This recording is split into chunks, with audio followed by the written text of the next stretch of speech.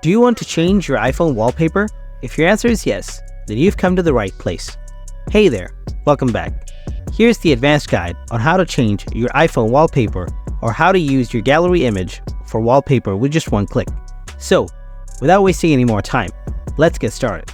To do that, open Settings, scroll down, tap on Wallpaper, and now here you can see the Add New Wallpaper option, and then tap on it. Scroll down. Here you will get different kinds of wallpapers like emojis, live, unity, etc. You can choose from here. Otherwise, scroll down. Find out the gallery icon. Tap on it. And now you will enter your gallery. Choose your particular image. After selecting the image, you can edit anything from here like the background, clock icon, text color, etc.